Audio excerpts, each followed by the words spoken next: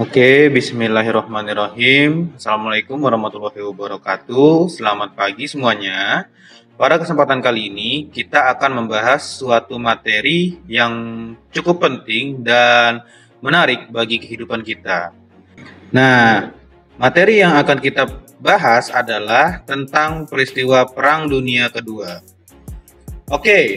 Berdasarkan judul saja, artinya kita sudah mulai bisa membayangkan bahwa kita akan membahas suatu peristiwa yang berkaitan dengan perang dan melibatkan banyak pihak di seluruh dunia. Perlu kita ketahui juga bahwa apapun penyebabnya, suatu perang bukan hanya tentang menang atau kalah, tapi keduanya sama-sama dirugikan. Ya, bisa dibilang menang jadi arang dan kalah jadi abu. Nah, selanjutnya apa yang akan kita bahas pada pertemuan kali ini meliputi latar belakang, penyebab, jalannya perang, dan dampak bagi kehidupan, khususnya bagi negara kita, Indonesia.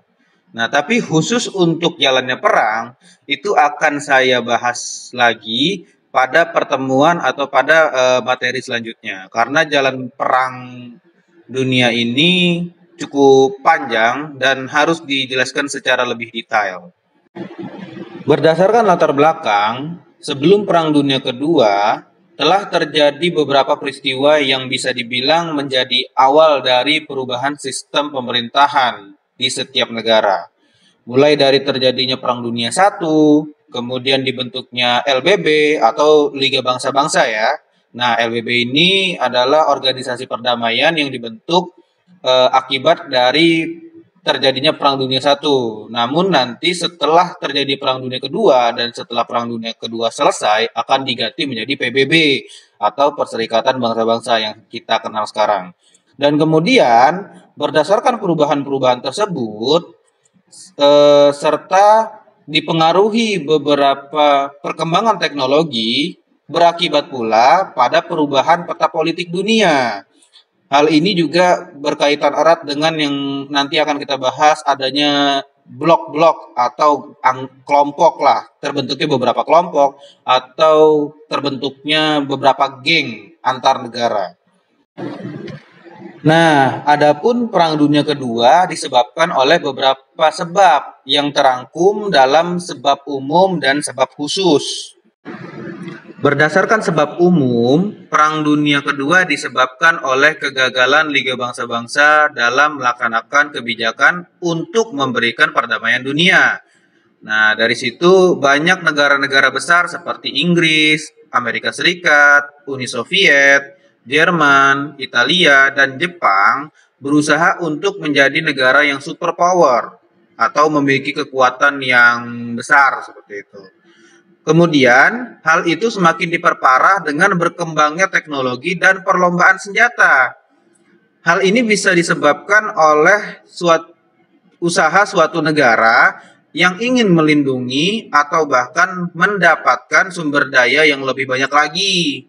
Kemudian, akibat dari usaha untuk melindungi diri dan usaha untuk mendapatkan sumber daya alam, maka beberapa negara yang memiliki pemikiran atau paham yang sama membuat aliansi atau bisa kita sebut dengan geng atau kelompok. Makanya nanti akan terbentuk yang namanya politik aliansi. Nah, politik aliansi ini terbagi menjadi dua, yaitu blok poros dengan blok sekutu.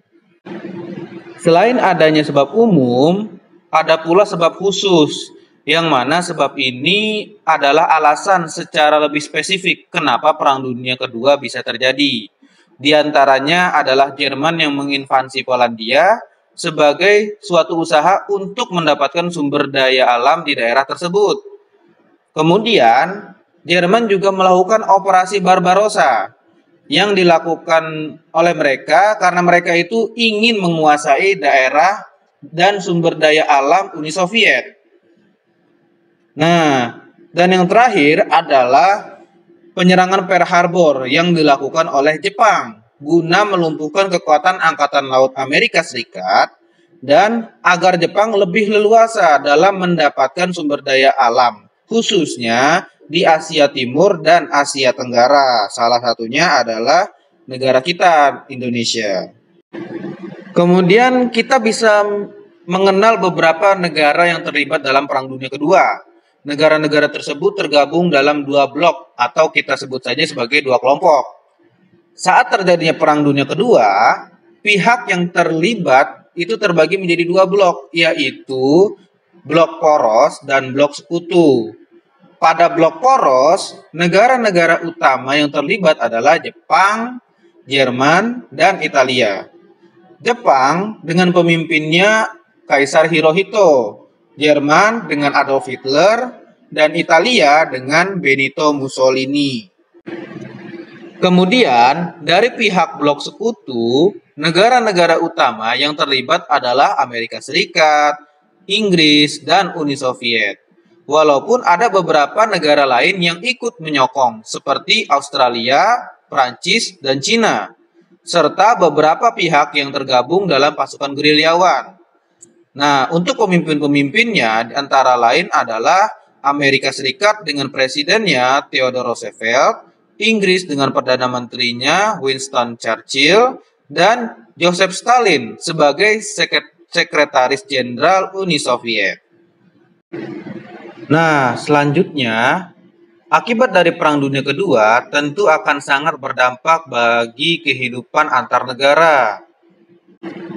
Di antaranya adalah pergolakan berbagai daerah.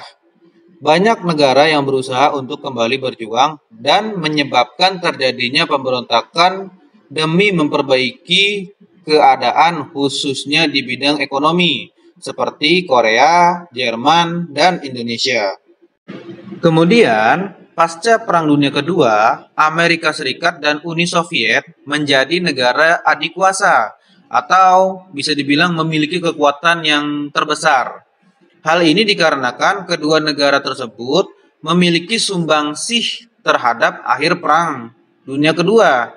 Amerika Serikat berhasil menguasai Prancis dan membuat Jerman mundur. Sedangkan Uni Soviet berhasil menguasai ibu kota Berlin.